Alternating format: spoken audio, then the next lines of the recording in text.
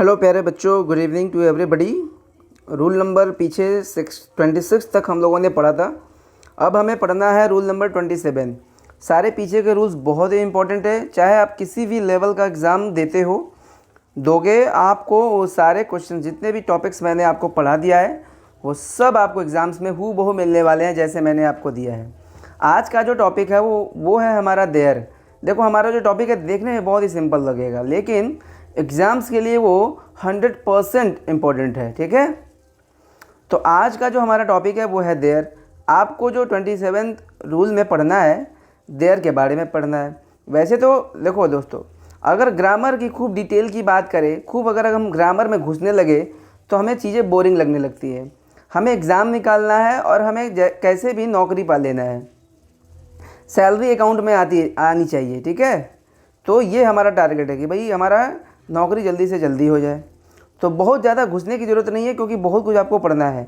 Main चीज़ें बताऊंगा, और वैसे भी उतना बताऊंगा कि आपको कोई दिक्कत कहीं नहीं होगी। ठीक है, और कोई भी डाउट हो आप कमेंट बॉक्स में या हमको डायरेक्ट व्हाट्सएप पे या आप हमको फ़ोन करके भी पूछ सकते हो। मैं पूरा डिटेल बताऊँगा। ठीक है, वैसे कुछ छोड़ूंगा नहीं, सारा चीज़ तो मैं आपको बताऊँगा ही। क्लियर है?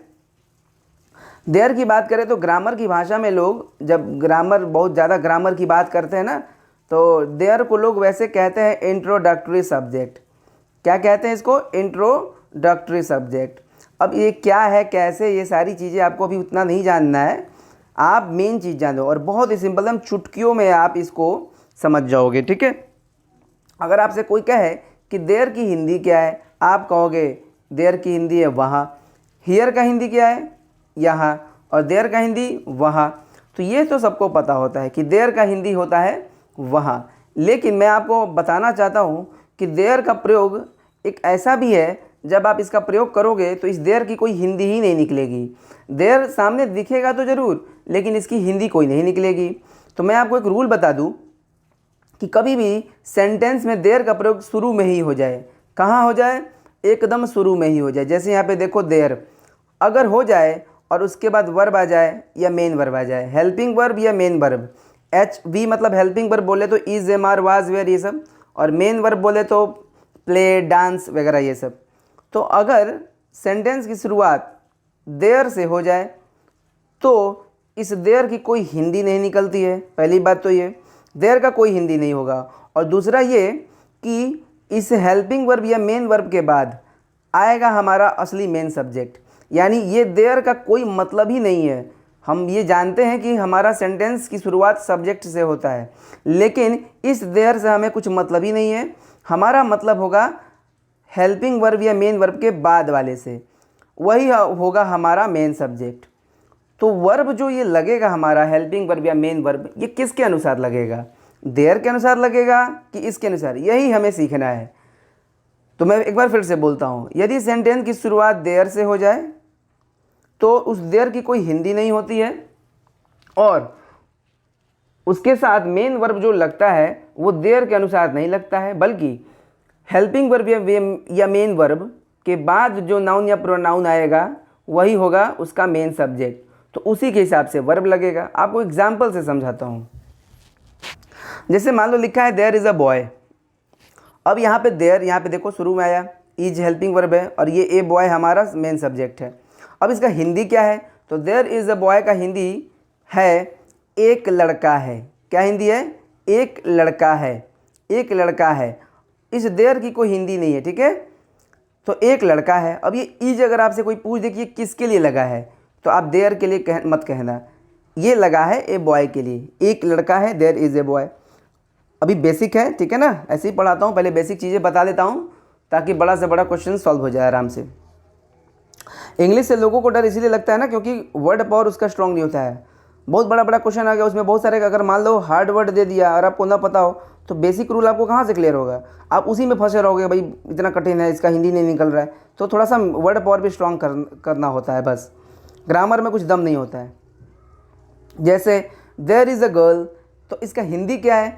एक लड़की है। अब ये इज लगा किसके लिए है? एक लड़की के लिए।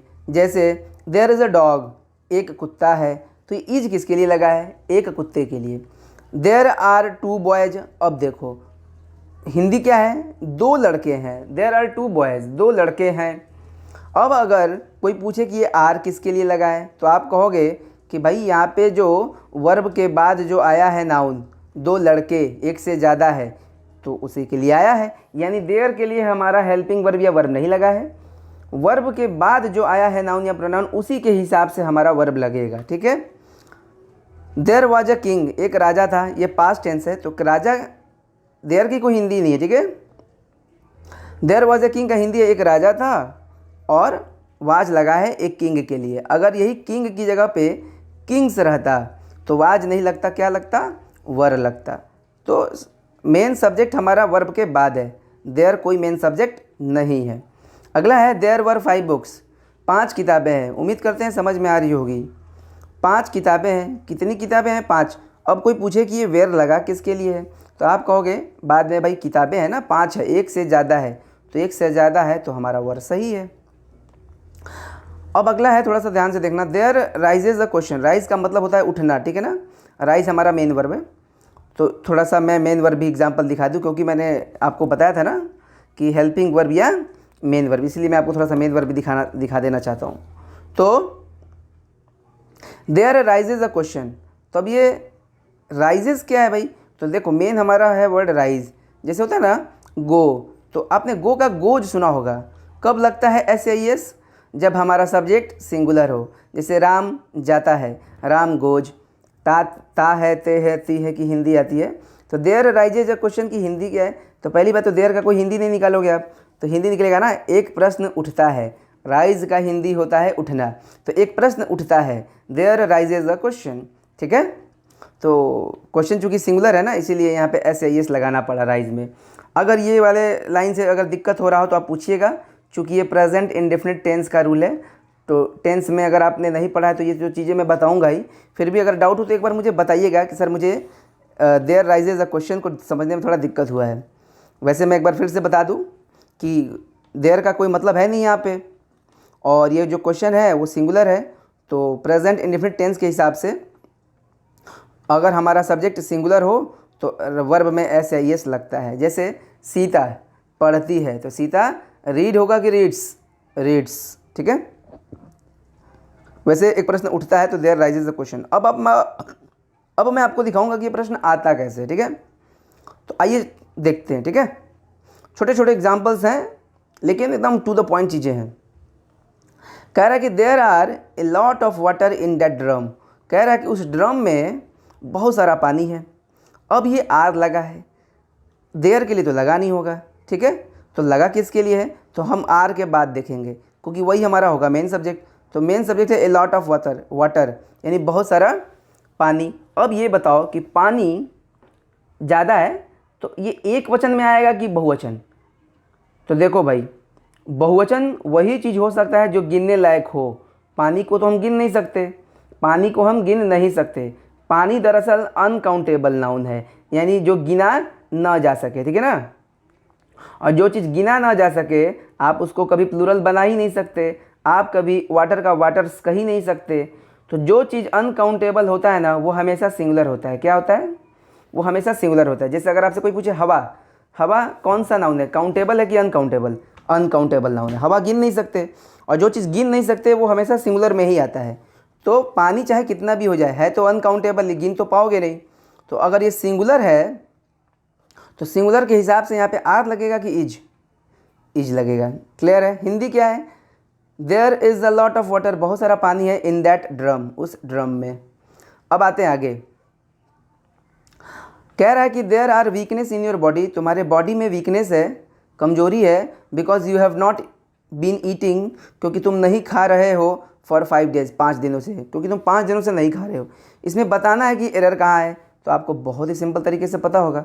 अभी देखो आर लगा है, अभी क्यों लगा है, किसके लिए लगा है, तो भाई इसके बाद ही तो मेन सब्जेक्ट है। वीकनेस इन योर बॉडी, तुम्हारे बॉडी में वीकनेस है, तो वीकनेस की बात कर रहा है। अब वीकनेस यानी कमजोरी, कमजोरी गिनने की चीज़ है, क्या कमजोरी कोई गिन सकता है, कमजोरी कोई नहीं गिन सकता, यानी ये अनकाउंटेबल नाउन है, यानी जिसे हम गिन नहीं सकते। और जो चीज़ हम गिन नहीं सकते वो कभी प्लूरल हो ही नहीं सकता, तो वो फिर किस में आएगा, सिंगुलर में आएगा। और जब ये सिंगुलर है तो यहाँ पे आर लगेगा, यहाँ पे इज लगेगा। क्लियर है। ही टोल्ड मी उसने मुझसे कहा that there was a lot of problems in that area, उस एरिया में बहुत सारे प्रॉब्लम्स हैं, ध्यान से समझना है, ठीक है। तो he told me that there was a lot of problems in that area. अब ये देयर है, इसके बाद ये वाज है, और ये लिखा है ए लॉट ऑफ प्रॉब्लम्स। अब ये वाज आया तो होगा इसी के लिए ना, बहुत सारी समस्याएं हैं या थीं। उसने मुझसे कहा कि उस एरिया में बहुत सारी समस्याएं थीं। तो मेन हमें समझना है कि देयर के साथ जो वर्ब लगा है उसका मेन सब्जेक्ट कौन है। तो मेन सब्जेक्ट है हमारा ए लॉट ऑफ प्रॉब्लम्स। तो समस्या नहीं है, समस्याएं हैं। देखो प्रॉब्लम्स कह रहा है, बहुवचन दिखा रहा है यहाँ पे, यानी प्लूरल है। तो प्लूरल अगर है तो यहाँ पे वाज होगा नहीं, यहाँ पर क्या होगा, यहाँ पे वर्ब होगा। क्लियर हो रही है बात। There are malnutrition in India. Malnutrition क्या होता है भाई, कुपोषण, ठीक है ना, कुपोषण। तो कह रहा है ना कि कुपोषण है भारत में। अब बताना कि इसमें एरर कहाँ है। तो ये देयर के साथ जो वर्ब लगा है वो किसके अनुसार लगेगा, वर्ब के जो बाद है उसके अनुसार। तो वर्ब के बाद क्या है, मैल न्यूट्रिशन, जिसका हिंदी क्या है, कुपोषण। और कुपोषण को गिना नहीं जा सकता। कुपोषण को कहाँ गिन पाओगे, जब गिन नहीं पाओगे तो वो किस वचन में आएगा, सिंगुलर में ही आएगा। जब वो सिंगुलर में आएगा तो आर लगेगा, इज लगेगा। क्लियर है। There are a bridge over this river. इस नदी के ऊपर एक ब्रिज है, पुल है। तो आर किसके अनुसार लगा है, ब्रिज के अनुसार, एक ही ना पुल है, तो आर होगा यहाँ पे, इज होगा।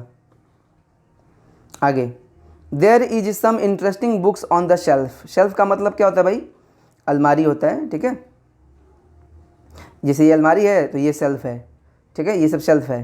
तो there is some interesting books on the shelf. शेल्फ पर कुछ रोचक किताबें हैं। क्या हैं, रोचक किताबें हैं, किताब नहीं है, किताबें। सम इंटरेस्टिंग बुक्स यानी किताबों की बात कर रहा है। जब किताबें यानी एक से ज़्यादा है तो यहाँ पे इज लगेगा नहीं, यहाँ पे आर लगेगा। क्लियर है। अच्छा, इस देयर के बाद मैं आपको एक और मेन टॉपिक बताऊंगा जिसमें देयर का हमें ज़रूरत पड़ेगा, इसीलिए इतना एग्जाम्पल भी दे रहा हूँ। वैसे भी एग्जाम्पल बहुत सारे देता हूँ मैं। There was 20 people at the meeting. Meeting में मतलब 20 लोग थे। तो ये वाज किसके लिए आया होगा, इस 20 पीपल के लिए। तो 20 पीपल एक है कि अनेक है, अरे अनेक है, एक से ज़्यादा है। पीपल खुद ही बहुवचन है वैसे, तो एक से ज़्यादा लोग हैं तो बहुवचन होगा, और बहुवचन होगा तो यहाँ पे वाज नहीं, यहाँ पे वर होगा। क्लियर है। कोई डाउट हो पूछिएगा। आगे, there is many reasons of this problem. इस समस्या के बहुत सारे रीजन्स हैं। देयर इज़ मेनी रीजन्स, बहुत सारे कारण हैं, ऑफ दिस प्रॉब्लम, इस प्रॉब्लम के। तो क्या है, बहुत सारे कारण हैं, बहुत सारे कारण हैं। तो मेन सब्जेक्ट हमारा कौन है, यही हमें जानना है। तो मेन सब्जेक्ट है हमारा मेनी रीजन्स, और मेनी रीजन्स माने बहुत सारे कारण, यानी एक से ज़्यादा, एक से ज़्यादा यानी प्लूरल। तो प्लूरल अगर है तो इज थोड़े लगेगा, यहाँ पे क्या लगेगा, आर। तो दोस्तों ऐसे ही क्वेश्चंस आता है, मॉक टेस्ट में भी देखिएगा, और बहुत सारे क्वेश्चंस आपको मिलेंगे मॉडल पेपर में, आप देखोगे, ठीक है। प्रैक्टिस करोगे तो तुरंत पकड़ लोगे, प्रैक्टिस नहीं करोगे तो भूल जाओगे। रूल नंबर 28 की बात करते हैं, ठीक है। अच्छा, रूल नंबर 28 को समझने से पहले आपको मैं थोड़ा सा पीछे की बात याद दिला दूँ। मैंने आपको अभी इसके पीछे वाले ही रूल में और उसके पीछे वाले भी रूल में मैंने आपको बताया था, nothing, everything, none, everyone, someone, either, neither, ये सब क्या होते हैं, सिंगुलर होते हैं। याद है आपको, सिंगुलर होते हैं, ये सब सिंगुलर होते हैं, ये प्लूरल नहीं होते हैं, ये सब सिंगुलर होते हैं। नथिंग, एवरीथिंग, नन, एवरीवन, ये सब सिंगुलर होते हैं। तो ये मैं आज फिर से क्यों बता रहा हूँ, तो इसके लिए आपको एक आज बढ़िया सा रूल पढ़ना है, ठीक है। आइए देखते हैं। ये जान गए ना, ये सब सिंगुलर होते हैं। समवन, एनीवन, एवरीवन, ये सब सिंगुलर होते हैं। Nothing, everything, anything, something, nothing, सब सिंगुलर है। तो हमें सीखना क्या है, अब देखो, अगर आपको ध्यान से देखना, मेन रूल है एकदम। अगर आपको ये स्ट्रक्चर दिख जाए, अब स्ट्रक्चर को मैं समझा देता हूँ, ठीक है। अगर आपको नथिंग, एवरीथिंग, नन या एवरीवन, चार ही दिखाया हूँ, चार से ही क्वेश्चन आएंगे। तो अगर आपको नथिंग, एवरीथिंग, नन और एवरीवन के बाद बट दिख जाए, क्या दिख जाए, बट, तो पहले तो बट की हिंदी आप जान लो। आप जानते हो कि बट का हिंदी होता है लेकिन, लेकिन यहाँ पे बट की हिंदी आप निकालना सिवाय। क्या निकालोगे, सिवाय। इसकी हिंदी होगी सिवाय। तो मैं फिर से बोलता हूँ, अगर नथिंग, एवरीथिंग, नन और एवरीवन के बाद बट आ जाए, और बट की हिंदी क्या निकलेगी ऐसे में, सिवाय। और फिर उसके बाद कोई नाउन आ जाए, कोई नाउन, सिंगुलर प्लूरल कुछ भी आ जाए, नाउन आ जाए, नाउन का मतलब नाम होता है, कुछ भी आ जाए, तो हमारा जो मेन इसमें होगा, इस पूरे स्ट्रक्चर में, वो होगा हमारा यही हमारा मेन सब्जेक्ट होगा, इनसे हमें मतलब नहीं होगा। तो वर्ब किसके अनुसार लगेगा? तो देखो सिंगुलर वर्ब लिखा हूँ क्योंकि सिंगुलर वर्ब इसके अनुसार लग रहा है, और ये सब क्या है? सिंगुलर ही हैं। एक बार मैं फिर से समझाता हूँ, इसको मैं अभी गायब करता हूँ, ठीक है। नथिंग, एवरीथिंग, नन और एवरीवन के बाद अगर बट आ जाए और बट के बाद कोई नाउन आ जाए, तो इसमें हमारा जो मेन सब्जेक्ट है वो ये है, ठीक है। ये सारा अभी हिंदी से भी आगे एग्जांपल देकर क्लियर करूँगा। हमारा मेन सब्जेक्ट ये है, चूँकि ये सिंगुलर है, क्योंकि आपने पढ़ा है कि ये सब सिंगुलर होते हैं, इसलिए जब आपसे कोई कहेगा आगे वर्ब लगाने को, तो आप वर्ब कौन सा लगाओगे? सिंगुलर वर्ब ही लगाओगे। क्लियर है? तो आओ एग्जाम्पल दिखाते हैं। अभी देखो यही एग्जाम्पल लिखा है, नथिंग बट द ट्रीज। अब एग्जाम्पल्स देखो, नथिंग, एवरीथिंग, नन, एवरीवन में एक नथिंग मैंने लिया है जिसकी हिंदी है कुछ नहीं, बट आ गया और उसके बाद कोई नाउन आ गया, तो द ट्रीज क्या है? नाउन है भाई, पेड़ नाम ही तो है, तो ट्रीज नाउन हो गया। अब हिंदी क्या है इसका समझो, कुछ नहीं सिवाय पेड़ों के। द ट्रीज का हिंदी क्या होता है? पेड़। अब बट का हिंदी क्या होता है? सिवाय। मैंने अभी बताया ना, बट का हिंदी सिवाय। तो अब देखो, कुछ नहीं सिवाय पेड़ों के, ये इसकी हिंदी है, और आगे भरने को दे दिया आपको वर्ब, ईज होगा कि आर होगा। तो nothing but the trees in the jungle, is होगा कि आर होगा। तो देखो, जो नहीं जानता होगा ना वो आर लगाएगा इस ट्रीज को देखकर, लेकिन हमने क्या बताया कि मेन सब्जेक्ट हमारा कौन है? नथिंग है।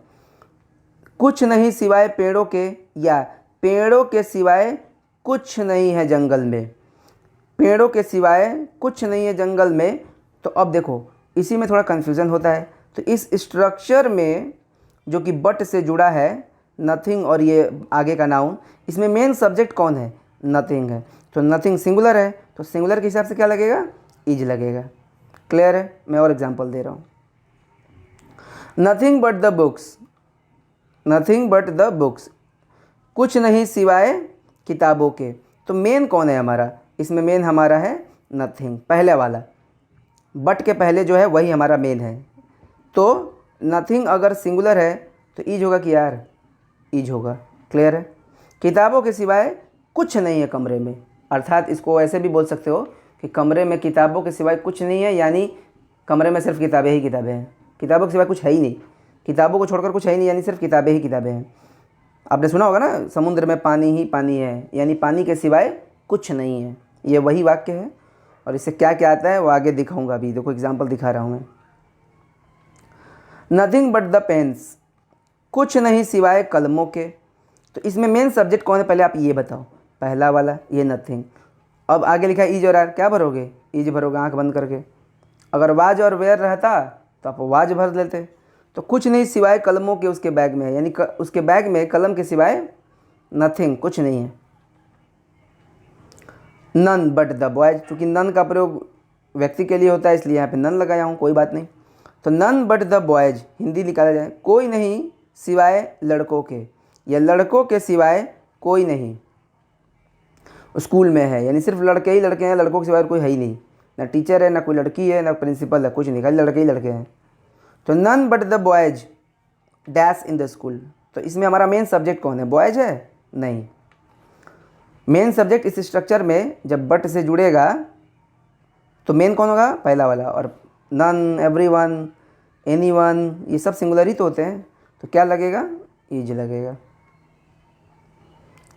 नन बट द पेशेंट्स, कोई नहीं सिवाय पेशेंट्स के, पेशेंट्स के सिवाय कोई नहीं है अस्पताल में, खाली माने पेशेंट्स ही भरे हैं और कोई है ही नहीं इसमें।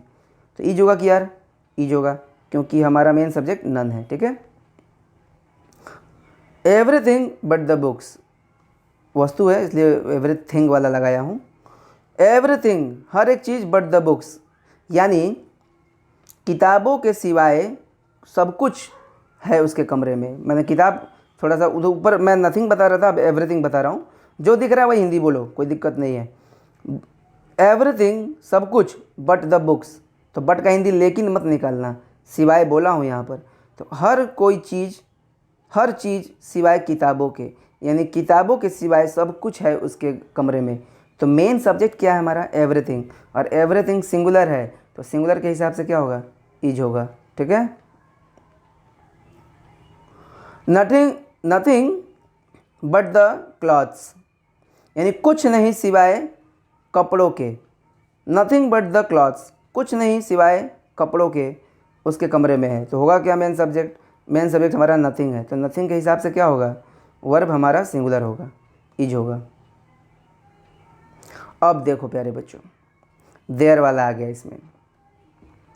There dash nothing but the trees in the jungle. ऊपर के ही एग्जाम्पल को थोड़ा सा घुमा के देयर से बना के दिया हूँ, कोई फ़र्क नहीं पड़ता। आपने ऊपर वाले रूल में पढ़ा था कि देयर का कोई मीनिंग ही नहीं है जब वो शुरू में आए। ठीक है, इसका कोई मीनिंग नहीं है। तो आ जाओ, आपको बस इतना बताना है कि नथिंग बट द ट्रीज में, इस स्ट्रक्चर में मेन कौन है? ये वाला मेन है कि ये वाला मेन है? आपने रूल पढ़ा कि पहले वाला मेन होता है। तो आप ही बताओ, देयर वाले स्ट्रक्चर में हमें वर्ब लगाना है इज और आर, और नथिंग बट द ट्रीज के हिसाब से ही लगाना है। तो इस पूरे स्ट्रक्चर में मेन कौन है? नथिंग ही तो है, और नथिंग क्या है? सिंगुलर है, तो क्या होगा? इज होगा। There is nothing but the trees in the jungle, कुछ नहीं है पेड़ों के सिवाय जंगल में। फिर आ गया, there dash none but the students in the room, कमरे में छात्रों के सिवाय कोई नहीं है। ये हिंदी है, समझना है हमें। देयर से सेंटेंस शुरू हुआ है, इसका मतलब है कि देयर का कोई मतलब नहीं है। अब हमें वर्ब लगाना है, तो वर्ब लगाना है हमें सब्जेक्ट के अनुसार। तो सब्जेक्ट तो इतना बड़ा दिख रहा है, लेकिन इसमें भी तो मेन सब्जेक्ट है कोई, क्योंकि बट से जब जुड़ेगा नथिंग, नन, एवरीवन, एवरीथिंग, तो मेन सब्जेक्ट तो यही होगा। तो बट से जुड़ा है द स्टूडेंट्स और नन, तो मेन कौन है? नन, और नन क्या है? सिंगुलर है, तो सिंगुलर है तो इज। ठीक है। देयर इज़ नन, कोई नहीं है, बट द स्टूडेंट, सिवाय छात्रों के, इन द रूम, कमरे में। कोई दिक्कत तो पूछिएगा। अगला एग्जाम्पल है, there dash nothing but smoke in the room, कह रहा है ना धुएं के सिवाय कुछ नहीं है कमरे में।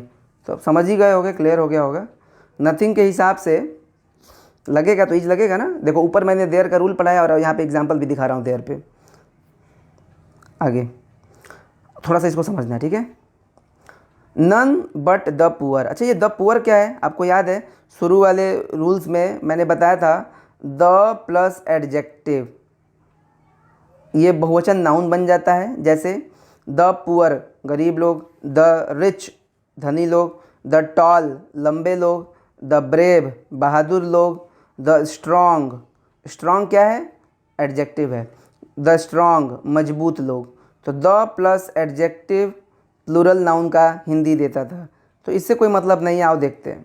नन बट द पुअर, कोई नहीं सिवाय गरीब लोगों के। तो इस स्ट्रक्चर में मेन कौन है ये बताओ? मेन तो हमारा ये नन ही है, और नन क्या है? सिंगुलर है, तो इज होगा। None but the poor is suffering from problems, कोई नहीं सिवाय गरीब लोगों के सफ़र कर रहा है, पीड़ित है, मतलब झेल रहा है, समस्याओं से पीड़ित है। ठीक है। अगला है none but the brave, Hindi निकालो। द ब्रेव, ब्रेव यहाँ पे एडजेक्टिव है, विशेषण है। ठीक है। तो द ब्रेव का हिंदी निकलेगा बहादुर लोग। तो नन बट द ब्रेव, कोई नहीं सिवाय बहादुर लोगों के, कोई नहीं सिवाय बहादुर लोगों के dash capable of doing this work, capable है इस काम को करने का, यानी योग्य है इस कार्य को करने का। बहादुर लोगों के सिवाय कोई नहीं है कैपेबल इस काम को करने का, कोई नहीं है कैपेबल। तो नन, नन हमारा मेन सब्जेक्ट है, तो बताओ इज होगा कि यार? इज। क्लियर है। थोड़ा सा रूल नंबर 29 की बात करेंगे, और रूल नंबर 29 को मैंने पीछे भी बता दिया है, लेकिन थोड़ा सा मैं आपको इसमें एक्स्ट्रा चीज़ें बताना चाहता हूँ। पीछे मैंने नहीं बताया था कुछ चीज़ें, तो एक तरह से रिवीजन भी हो जाएगा और कुछ नया चीज़ भी मिल जाएगा। नोटबुक पे ज़रूर लिखिएगा सारी चीज़ों को, ऐसे उड़ते उड़ते हवा में मत पढ़ने लगिएगा। लोग अक्सर यूट्यूब से या ऑनलाइन चीज़ों को हवा हवा में पढ़ते हैं, ना कोई पेन ना कोई कॉपी, ऐसी हवा में सोचते कि सब कुछ सीख लेंगे। तो थोड़ा सा इत्मीनान से बैठ करके गंभीरता से पढ़िएगा। रूल नंबर 29 देखो,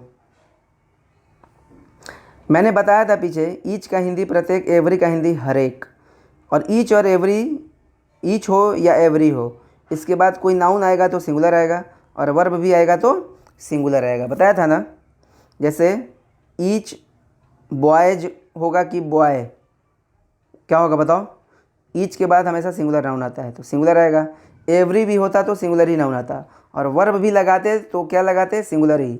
यानी इज की आर इज, वाज की वर वाज, ठीक है। तो एग्जाम्पल से समझाता हूँ, इसमें मुझे क्या बताना है अभी बताता हूँ। अच्छा लिख ही लो, एक नोट लिख लो, ठीक है। ये लाइन लिखने के बाद एक नोट लिख लो। क्या, पहला तो ये है कि ईच और एवरी के बाद हमेशा सिंगुलर नाउन आता है और वर्ब भी सिंगुलर आता है। और नोट ये है कि ईच और एवरी का प्रयोग वाक्य में एक साथ चाहे 50 बार ही क्यों ना हो जाए, 50 बार ही क्यों ना हो जाए, वर्ब हमेशा सिंगुलर ही लगेगा। तो ये सारी चीज़ें जो मैं आपको बता रहा हूँ उसको एग्जाम्पल से दिखाऊंगा, ठीक है ना। तो आइए दिखाता हूँ। पहला एग्जाम्पल नॉर्मल, ईच बॉयज, पहले बात तो बॉयज नहीं होगा, बॉय होगा। हैव डन दिस वर्क, ये हैव भी तो नहीं होगा, हैव प्लूरल के लिए होता है, हैज होगा। Each boy has done this work, प्रत्येक लड़के ने इस काम को किया है। एवरी गर्ल्स, सब बहुत गलती है भाई, एवरी के बाद सिंगुलर नाउन आता है, सिंगुलर करो पहले, ठीक है। एवरी गर्ल, और ये आर भी तो नहीं लगेगा, इज होगा। Every girl is ready to complete this task, हर एक लड़की तैयार है इस टास्क को पूरा करने के लिए। अभी देखो यहाँ पे फंसता है थोड़ा, each pen and each pencil, देख रहे हो आप, प्रत्येक कलम और प्रत्येक पेंसिल लाल है। तो मैंने आपसे कहा था कि ईच के बाद सिंगुलर नाउन आता है और वर्ब भी सिंगुलर आता है, लेकिन मैंने आपको नोट में क्या बताया कि ईच का प्रयोग या एवरी का प्रयोग चाहे 50 बार क्यों ना हो जाए वाक्य में, चाहे कैसे भी, आप हमेशा सिंगुलर वर्ब ही लगाओगे। प्रत्येक पेन और प्रत्येक पेंसिल लाल है तो ईज ही लगाओगे, आर मतलब नहीं लगाओगे, ईज होगा। अभी देखो ऐसे भी दे देता है कभी कभी, ईच एंड एवरी बॉय, चलो भाई सिंगुलर है, ठीक है, ईच और एवरी के बाद। तो ईच अकेले भी आ सकते हैं, ईच और एवरी एक साथ भी आ सकते हैं। तो each and every boy, each and every boy, इसको थोड़ा जोर देकर बोलना है बस, हिंदी में यही अंतर आएगा। मैंने एकदम प्रत्येक लड़का, अब हैज है, हैव है, क्या भरे, हैव तो प्लूरल के लिए होता है तो हैज भरो, हैज डन दिस वर्क, ठीक है। अभी देखो ये क्वेश्चन आया हुआ है, एवरी मैन, अच्छा एवरी के बाद सिंगुलर नाउन किया है, ठीक है भाई। वुमन, ये भी सिंगुलर है। एंड चिल्ड्रेन, लो चिल्ड्रेन तो भाई प्लूरल है ना, चाइल्ड एक वचन होता है और चाइल्ड का बहुवचन प्लूरल। और हमने क्या बताया, ईच और एवरी के बाद, ईच और एवरी के बाद जो नाउन आएगा वो सिंगुलर ही आएगा। तो मैन सिंगुलर है, वुमन भी सिंगुलर है, मैन का प्लूरल होता है मेन, तो हमें प्लूरल चाहिए नहीं। वुमन का बहुवचन होता है वुमेन, तो हमें प्लूरल चाहिए नहीं, तो सही है। लेकिन चिल्ड्रेन तो नहीं चाहिए था ना हमें तो चाइल्ड चाहिए यहाँ पे, तो यहाँ पे चाइल्ड होगा, ठीक है। और ये वाक्य तब सही हो गया। ईच क्यों लगा है, क्योंकि मैंने बोला कि जब 50 बार भी ईच और एवरी आ जाए, चाहे कुछ भी हो जाए, ईच और एवरी के साथ हमेशा सिंगुलर नाउन और सिंगुलर वर्ब ही लगाना है। तो ऐसे क्वेश्चंस आ सकते हैं, तो कंफ्यूज नहीं होना है, ठीक है। कोई भी दिक्कत हो पूछिएगा। रूल नंबर 29 ख़त्म हो गया है यहाँ पे, अब आगे रूल पढ़ेंगे हम लोग, प्रैक्टिस ज़रूर करिएगा। Practice makes a man perfect.